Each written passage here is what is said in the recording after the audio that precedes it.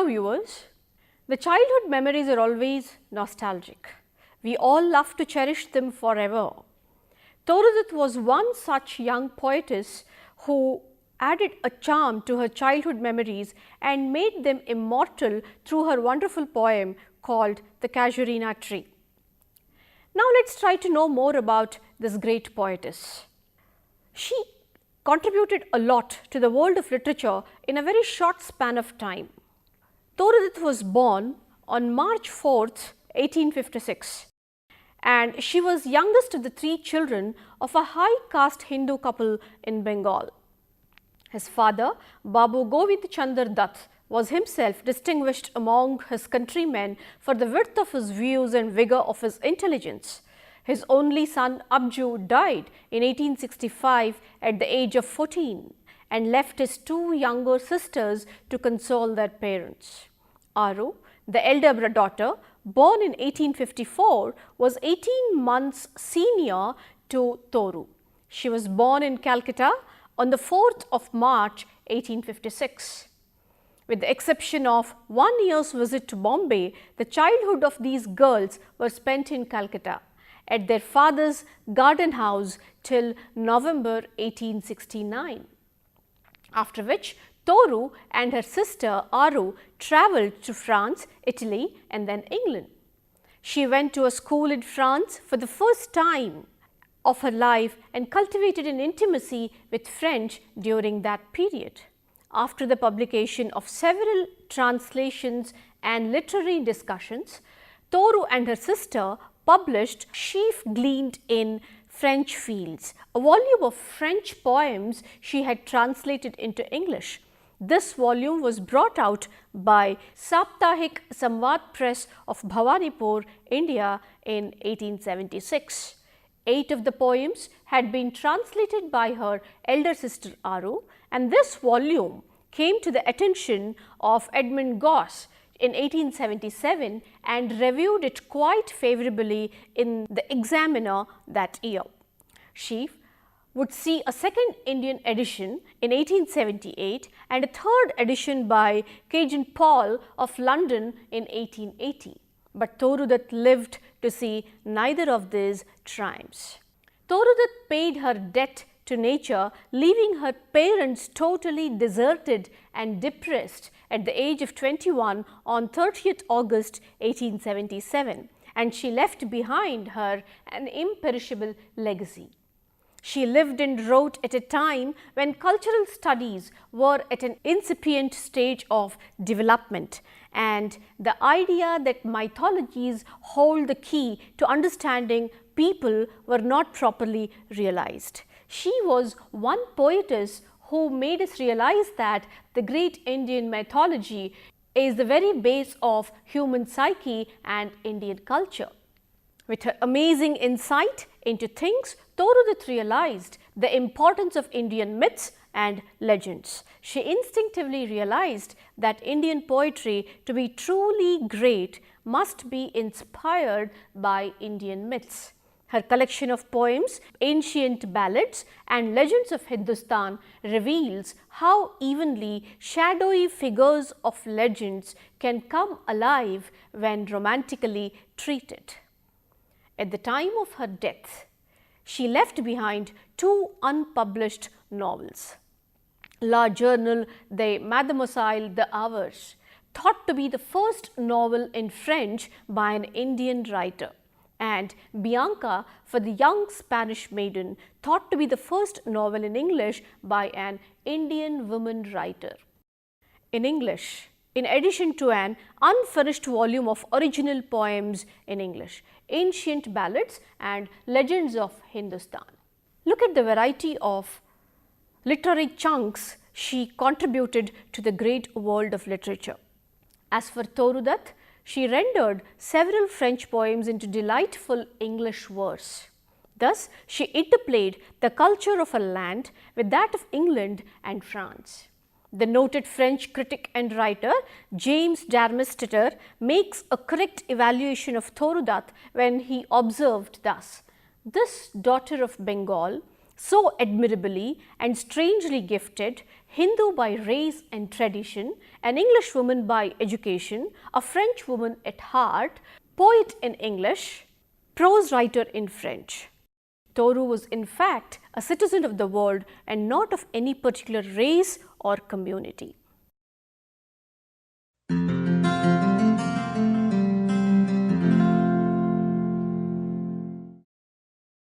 Now let's take a quick look at the summary of this beautiful poem, and I am sure you will also remember your childhood through this great poem called Our Casuarina Tree.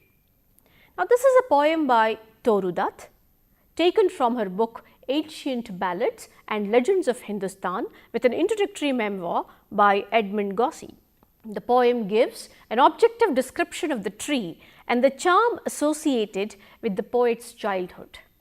It begins with an account of the giant tree with a creeper wrapped around it like a huge python. It is the center of the busy life of birds and beasts. The tree is depicted as grand and charming. It has become dear to the poetess because of the memories that surround it. Memories of a time when they are as happy as children played under its shade.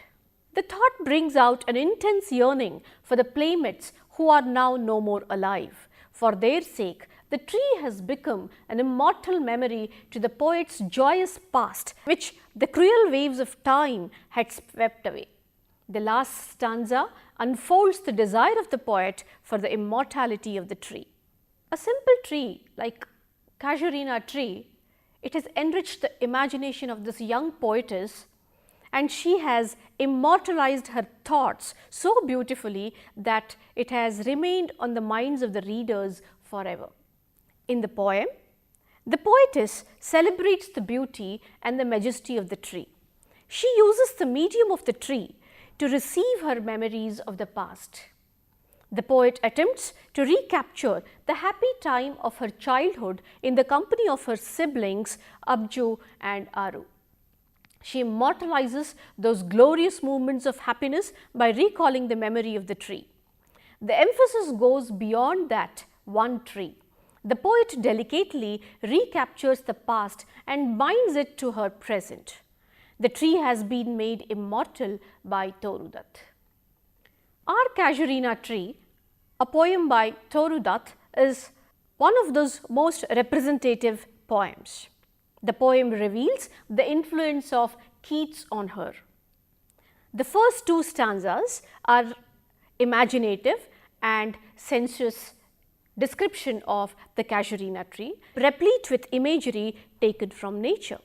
These two stanzas conform to Milton's conception of what poetry should be: simple, sensuous and impassionate. Both the tone changes to melancholic reflections in the third stanza. Toru Dutt explains why the Casuarina tree is so dear to her, not because of its magnificence, but because she, her brother and sister, both of now are dead, used to play together beneath this great tree when they were little children. The image of the tree rises in her memory till her eyes become dim with tears. The Casuarina tree becomes an objective correlative from the fourth stanza onwards. It is a symbol of her brother and sister's memory. She can hear the wailing of the Casuarina tree wherever she goes. It follows her to distant lands, and she can hear its plaintive music even in the distant shores of France and Italy, when the waves gently kiss the shores beneath the moon. The tone of the last and the fifth stanza of the poem is definitely one of triumph. Triumph of immortality over death, loss and oblivion. The Casuarina tree will remain immortal, and it will keep alive the memory of her dead brother and sister, though her own poetry is too weak to confer immortality on them. Love will defend her dear ones from the curse of oblivion.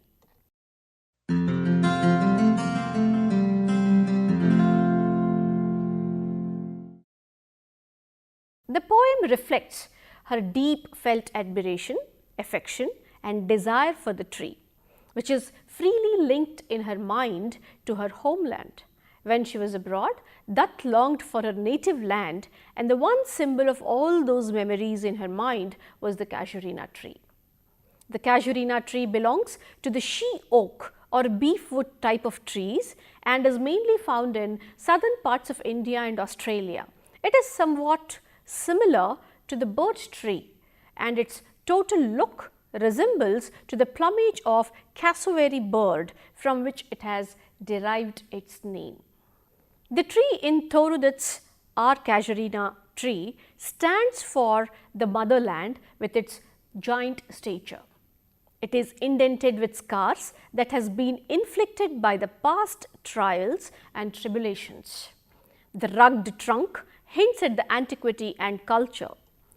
The tree reaches for the stars and represents the aspirations of millions. The python-like creeper stands for the cultural invasion that the country has faced. The symbol of the python represents an objective outlook, as foreigners have always viewed India as the land of snakes and magicians. It gallantly wears the culture with dignity.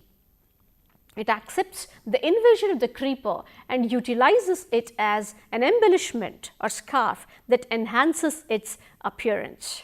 The gathered bird and bee emblematize communal activity in India, as it is a conglomeration of various cultures and religions.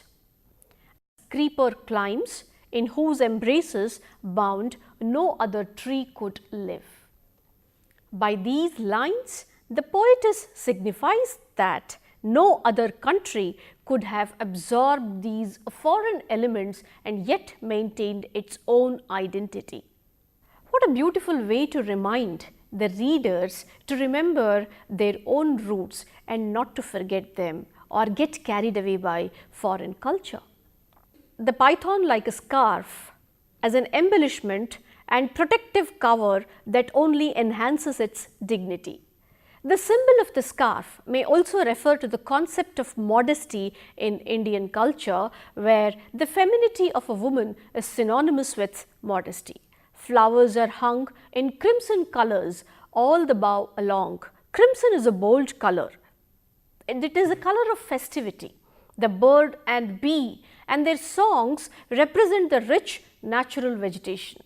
Lines like "with one sweet song that seems to have no close" underline the rich cultural tradition that fails to die away. It exists even while men repose. It lends the speaker an inherent delight as she opens her windows to look at it at dawn. A beautiful time to admire nature and its eternal beauty. It is also an abode to the animal world, as the statist baboon resets on it at winter, and a source of amusement to the offsprings as they play on it.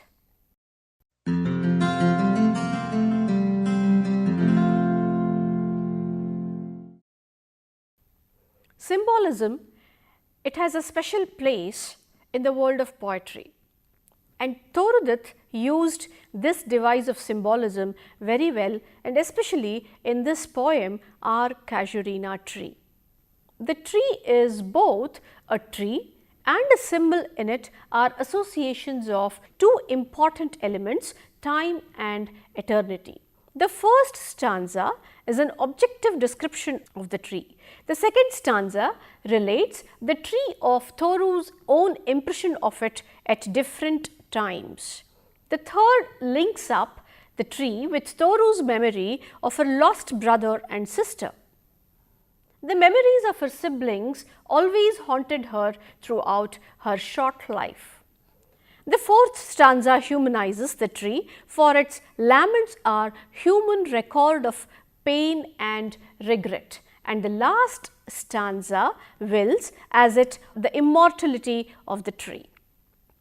The 11th line of stanza form with the rhyme scheme A, B, B, A, C, D, D, C CEE is worthy of commendation. The poet's childhood with her siblings have deep associations with the tree. Since they are no longer alive, their memory is more poignant. The poet wants to make the tree immortal like the yew trees of Borrowdale sanctified by Wordsworth in his poetry. In the poem Our Casuarina Tree, Toru refers to the scene of her earliest memories, the circling wilderness of foliage, the shining tank with the round leaves of lilies, the murmuring dusk under the vast branches of the central Casuarina tree. She brought with her from Europe a store of knowledge that would have sufficed to make an English or French girl seem learned. But in her case, it was simply miraculous. Immediately on her return, she began to study Sanskrit with the same intense application which she gave to all her work, and mastering the language with extraordinary swiftness, she plunged into its mysterious literature. But she was born to write, and despairing of an audience in her own language, she began to adopt it as a medium for her thought. Very rarely we come across such great personalities who recollect their roots and work on them. The poet, while living abroad, was pining for the scenes of her native land and was reliving the memories of her childhood. In the first part of the poem, the poet depicts the Casuarina tree trailed by a creeper vine like a huge python, winding round and round with the rough trunk sunken deep with scars. It reached to the height touching the summit near the stars. The Casuarina tree stood alone, unaccompanied in the compound, wearing the scarf of the creeper hung with crimson cluster of flowers among the boughs, occupied by the bird and the hives of bees humming around. At nights, the poet's garden overflowed with the sweet songs of nestled birds, while tired man took rest in its shade. The poet recalls when at dawn she used to open the window of her room, her eyes rested upon the Casuarina tree, and derived a strange kind of delight. This shows how deeply she was in love with nature. And often in the day of winter, she happened to see on its crest a grey baboon sitting stunned and alone like a statue. O sweet companions, loved with love intense, for your sakes shall the tree be ever dear. To the poet's imagination, the tree in sympathy makes a sound like a dirge, funeral song, or an elegy, like the sea breaking on a shingle beach, the eerie speech, unnatural, strange, and peculiar, she thinks may haply reach the unknown land and strike a chord of memory there. Such a wail had always this power over her own mind. Even when heard by the seashore in France or Italy, it had always sent her thoughts winging its way hopeward, bringing remembrance of the tree as seen and loved in childhood. The last verse of the poem, with its note of romanticism, hints at a desire for immortality of verse and ends with this beautiful line: "May love defend thee from oblivion's curse." The 11-lined stanza in which the poem is written is a new and very successful experiment.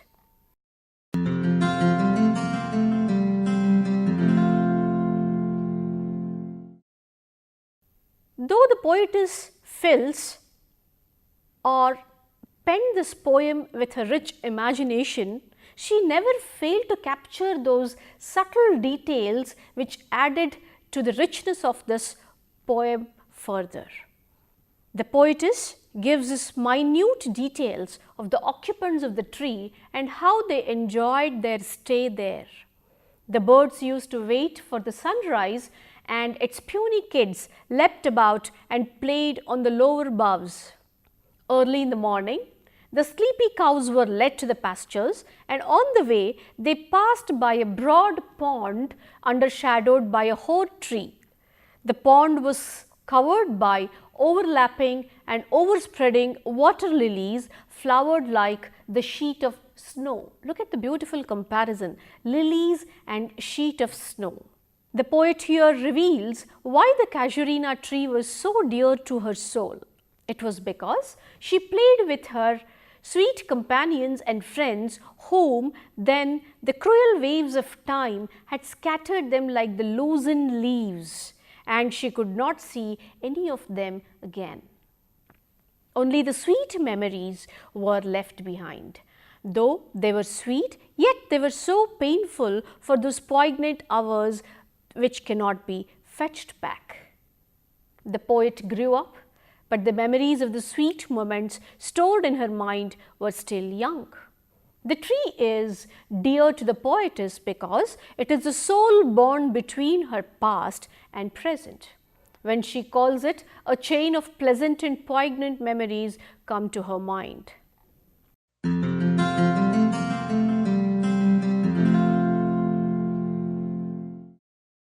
There are other poetic devices that were brilliantly used by this young poetess. This poem is romantic in tone and contains autobiographical reminiscences. The first two stanzas scrutinize the tree objectively. The very first line of it, with its image like a huge python, conveys the massiveness of the tree. Its grandeur is in its height and age. The rugged trunk, indented deep with scars, up to its very summit the stars. The tree is a source of life and wears the scars of the creeper with casuarina flowers. Birds and bees gather here, and the song of bird at night is endless and sweet.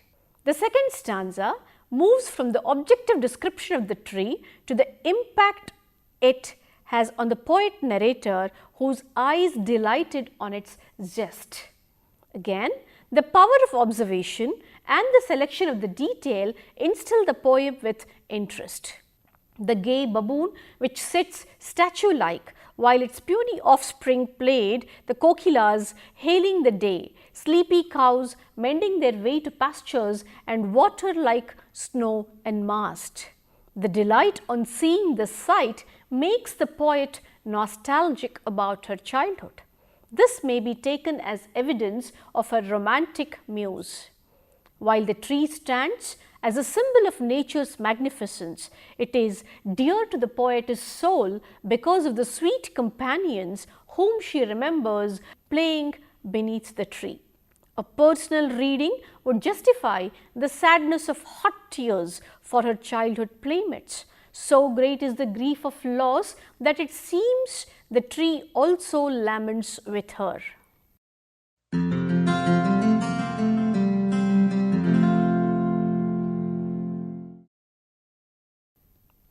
This sonnet has been considered as beautiful poetic pieces, the outbursts of poetic genius. It's a memorable poem. It is an admirable blend of local touches and literary reminiscences, of objective description of the actual tree and the charm of association with Toru's childhood. To the poet's fancy, the tree in sympathy sounds a dirge like murmur, like the sea breaking on a shingle beach. It is the eerie speech or lament of the tree that she hopes may perhaps reach the unknown land. Such a wail always strikes a chord of memory in her. Even when she was travelling in France or Italy, it had always sent thought winging its way homeward, bringing recollections of the poem with its rich romantic fervour, and it unfolds a desire of the poet for the immortality of the verse and ends with the delightful line. And what is that line? May love defend from oblivion's curse. This poem is written in 11-line stanza form, rhyming A, B, B, A, C, D, D, C, E, E, E. It is certainly a new and very successful experiment and is worthy of Keats. In the words of Dr. Iyengar, in the organization of the poem as a whole, and in the finish of the individual stanzas, in the mastery of phrase and rhythm, in its music of sound and ideas, our Casuarina tree is a superb piece of writing and gives us a taste of what Toru might have done and not the race of her life being so quickly run. This is again little tragic. As you all know, she died young, but before that she transferred all her richness of poetry to this great world of literature. The poem is more than the poetic evocation of a tree. It is recaptured. The tree is both a tree and a symbol, and it is implicated both time and eternity. The tree in Toru Dutt's Our Casuarina tree stands for the motherland with its giant stature. It is indented with scars that has been inflicted by past troubles. The rugged trunks hints at the antiquity of the culture. The tree reaches for the stars and represents the aspirations of millions. The python-like creeper stands for the cultural invasion that the country has faced. The symbol of the python represents an objective outlook, as foreigners have always viewed India as a land of snakes and magicians. It gallantly wears the culture with dignity. It accepts the invasion of the creeper and utilizes it as an embellishment that enhances its appearance. The gathered bird and bee depict communal activity in India, as it is a conglomeration of various cultures and religions. The poet signifies that no other country could have absorbed these foreign elements and yet maintained its own identity. It wears the python like a scarf as an embellishment and protective cover that only enhances its dignity. The symbol of the scarf may also refer to the concept of modesty in the Indian culture, where the femininity of a woman is synonymous with modesty. The flowers are hung in crimson colors all along the bough. Crimson is a bold color, a color of festivity. The bird and bee and their songs represent the rich natural vegetation. Lines like, "With one sweet song that seems to have no close," underline the rich cultural tradition that fails to die. It exists even while men repose. It lends the speaker an inherent delight as she opens her windows to look at it at dawn. It is also an abode to the animal world, as the statistic baboon resets on its winter, and it is a source of amusement to the young ones as they play on it. Dear viewers, I hope you enjoyed the array of colors that have crept into this poem and which have enriched your imagination. I hope Toru Dutt will remain on your young minds forever. Thank you.